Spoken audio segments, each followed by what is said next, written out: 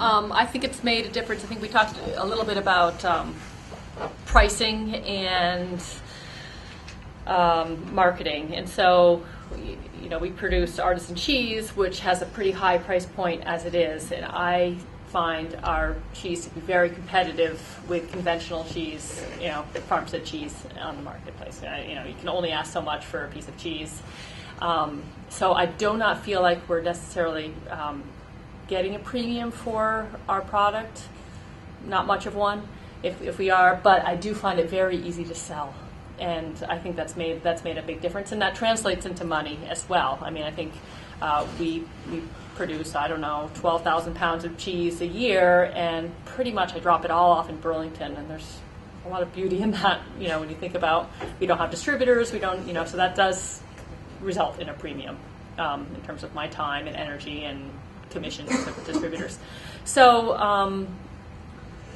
I think that's made a big difference. I think we're selling so much in Burlington because we're the only organic goat cheese available. And again, as I said, our meat is not certified organic.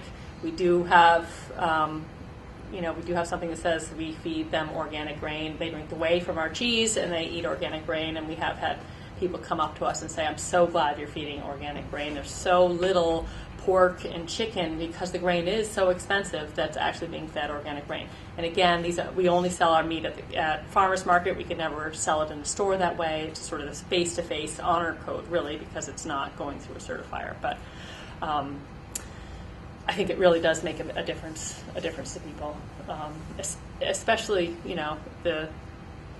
the GMOs and the grain feeding. I think is really making a difference to a pretty good population. Yeah, I would say it. I get a lot of customers who ask me if I'm organic. I think they ask everybody if you're organic. And you could, if you're growing organically, even though you're not legally allowed to, most people would say, "Yeah, I'm organic," even though they're not certified. Very few customers ask me if I'm certified organic. That occasionally comes up. But if I'm wholesaling something, that's the first question they ask: "Are you certified organic?" And I say yes, and then they say, "Okay, let's talk." The difference in price, if I'm selling something to Black River, say I'm selling them 500 pounds of beets because I overproduced, it'll go from, I might get $1.20 from them a pound. If I was selling conventionally to them, I might get 60 cents. So we're talking half again as much, generally speaking. That doesn't pertain to every product. Something like lettuce, you're not going to get as much for organically. If you take a look at your local grocery store, there's usually not a big difference between organic lettuce priced and conventional lettuce price. Because it's such a short-term crop. But you definitely can get a premium being organic, and it's well worth my certification fees. I would say that our pesto being organic, when we started our business in 2009, was pretty much the only way I think we got shelf space at City Market, and they were really our anchor purchaser for getting us going. There were other pestos on the shelf. There were other organic pestos on the shelf, but they were not local and organic. So I think having those two things working for us was really important. And now that whole vegetables are a much bigger part of our business, I've definitely heard from some of my more important purchasers that because we're certified, it's a big bonus for them. One of my best customers is Wake Robin here in Shelburne, and their residents at the elder care facility really care and like that we are certified. So I think I would do it from kind of an ethical point of view anyway, but it's really affirming to have your customers share that value system. So.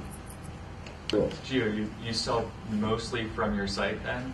Yeah, it's about 13% of my stuff goes wholesale. Okay. Yeah. As surplus or by design?